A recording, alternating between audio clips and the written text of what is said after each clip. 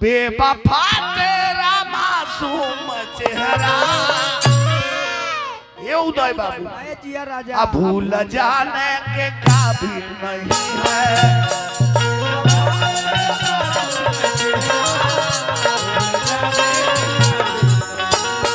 बेवफा तेरा मासूम चेहरा भूल जाने के काबिल नहीं है।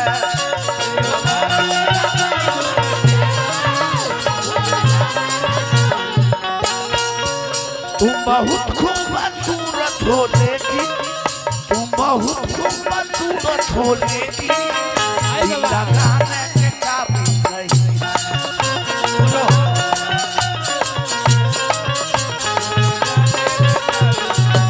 हाँ बेवफा तेरा मासूम चेहरा भूल जाने के काबिल नहीं है।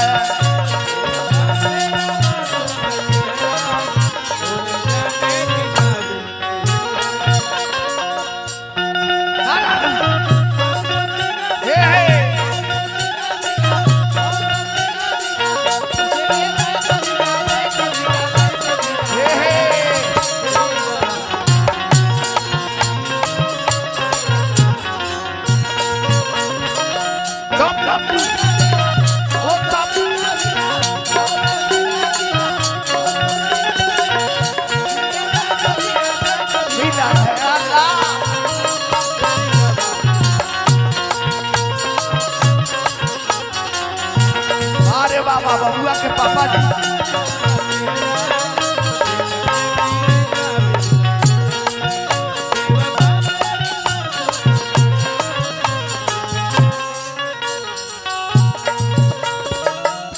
हे हला बेवफा तेरा मासूम चेहरा भूल जाने का काबिल नहीं है। भाव लगो अब तक तू ही बताओ ये नंबर मोहब्बत की सजा क्या होती है। झाल वाला टट्टो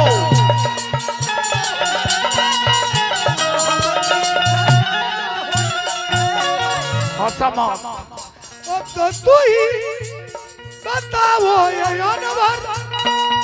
अलग अलग पटरी होला हमार पटरी दोसर बा हमार पटरी दोसर बा चार से गई तरी मोहब्बत की सजा होती है।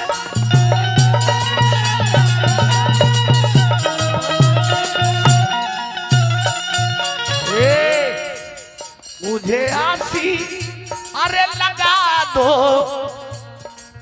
या फांसी मुझे आसी लगा दो या फांसी रहम खाने के काबिल नहीं है।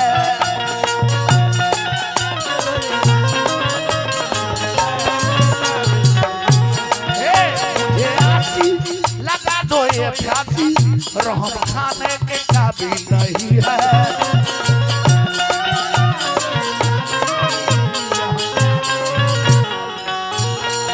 मास्टर बाबा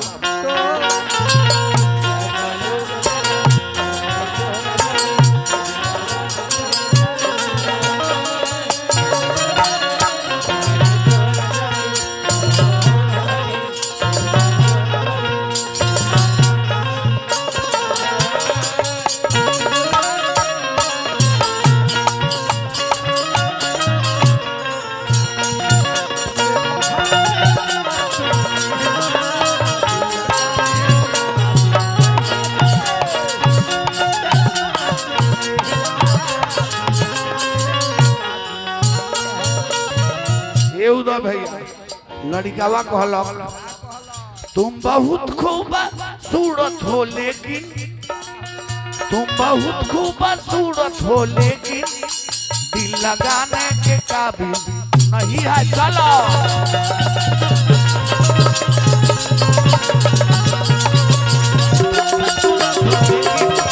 लगाने के काबिल नहीं है।